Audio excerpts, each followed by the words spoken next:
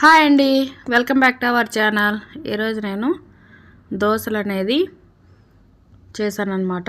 అది కూడా ఒక చుక్క ఆయిల్ లేకుండా, ఉద్దిపప్పు లేకుండా చాలా స్మూత్గా స్పాంజీ లాగా వచ్చేటట్టుగా చేశాను. అందులోకి ఒక చట్నీ కూడా చేశాను అన్నమాట.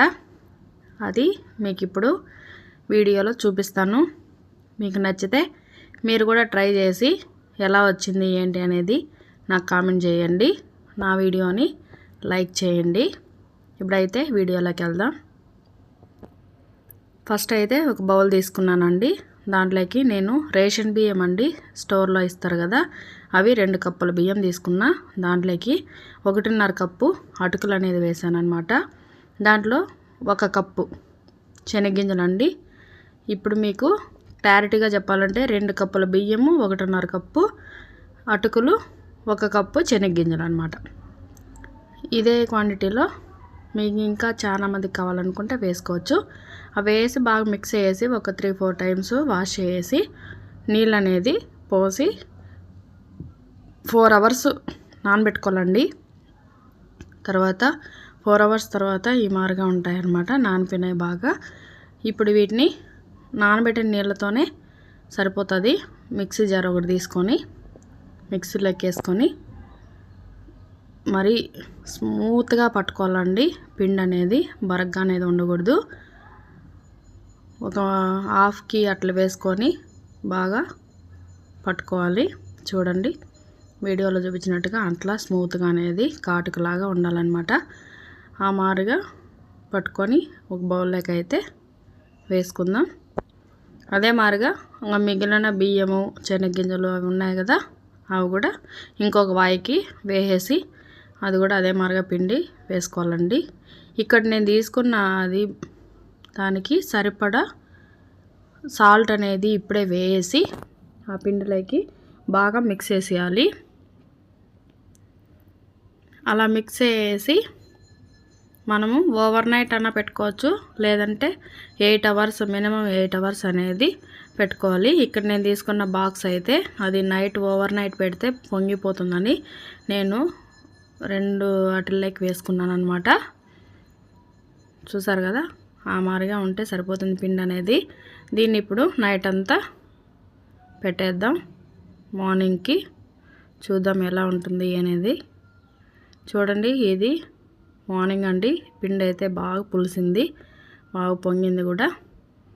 దాన్ని ఒకే డైరెక్షన్లో మిక్స్ చేయాలన్నమాట, అప్పటికి బాగుంటుంది. లేదంటే మనం ఎలా పడితే అలా పిండి అనేది మిక్స్ చేసుకుంటే దోశ అనేది స్పాంజీ లాగా రాదు. ఇప్పుడు ఒక పెనం పెట్టుకొని దాన్ని బాగా హీట్ చేసుకొని ఈ మాదిరిగా వేసుకోవాలి.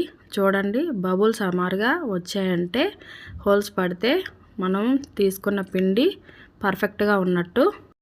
కాసేపటికి ఇలా మాదిరిగా మూత పెట్టుకోవాలండి. ఒక 1 మినిట్ అట్లా పెడితే సరిపోతుంది. ఇప్పుడు దోశ అనేది అట్లనే అయినా తీసుకోవచ్చు, లేదంటే ఉల్టా అయినా వేసుకొని మళ్ళీ ఒకసారి కాల్చుకోవచ్చు అనమాట. చాలా స్పాంజీ లాగా ఉందండి.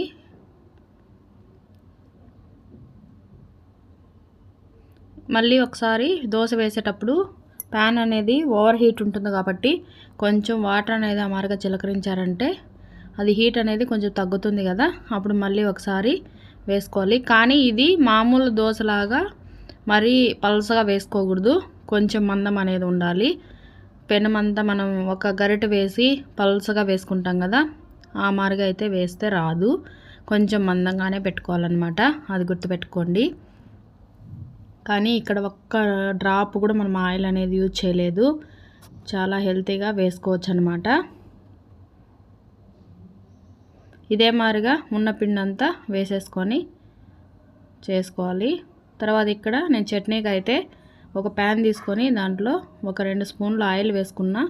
ఆయిల్ వేసుకొని మొత్తం ప్యాన్ అంతా స్ప్రెడ్ చేసుకొని ఇందులో నేను చిన్నవి ఎర్రగడ్డలండి, మీ దగ్గర చిన్నవి లేకపోతే మామూలుగా వాడేటివైనా వాడుకోవచ్చు. ఇవైతే వేసుకొని నేను అంతా ఫ్రై చేసుకుంటున్నా. మీ దగ్గర చిన్నవి లేకుండా పెద్ద ఉంటే కూడా వాడుకోవచ్చు అనమాట వీటి ప్లేస్లో. ఇవైతే చాలా టేస్టీగా ఉంటుంది చట్నీ అనేసి నేను ఇవి నా దగ్గర ఉంటే వేసాను అనమాట. ఇవి కొంచెం ఫ్రై అవ్వడానికి కొంచెం సాల్ట్ అనేది వేసుకోవాలి. వేసి ఒకసారి మిక్స్ చేసి మూత పెట్టేసామనుకోండి అవి బాగా ఫ్రై అయిపోతాయి. ఇప్పుడు దాంట్లోకి కారం కోసం మనము ఎండుమిరపకాయలండి, దానికి కారం సరిపడా వేసుకోవాలన్నమాట. వేసుకొని అవి కూడా మంచిగా ఫ్రై చేసుకోవాలి. ఇలా ఫ్రై అయినాక చిన్న నెల్లికాయ సైజ్ అంతా చింతపండు అండి వేసుకోవాలి. మరి ఎక్కువ వేసుకోవద్దు, చట్నీ టేస్ట్ అనేది మారిపోతుంది.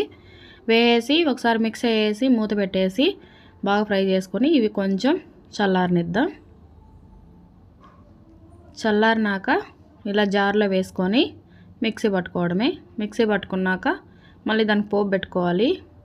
ఇలా ఆవాలు వేసి కరివేపాకు వేసి పోపు దినుసులు వేసుకుంటే వేసుకోవచ్చు, లేదంటే లేదు. చట్నీ అనేది కొంచెం పచ్చివాసన పోయేదాకా వేయించుకొని దోశలోకి వేసుకోవడమేనండి. చాలా స్పాంజీ లాగా వచ్చాయి, చాలా బాగున్నాయి అన్నమాట. మీరు ట్రై చేయండి.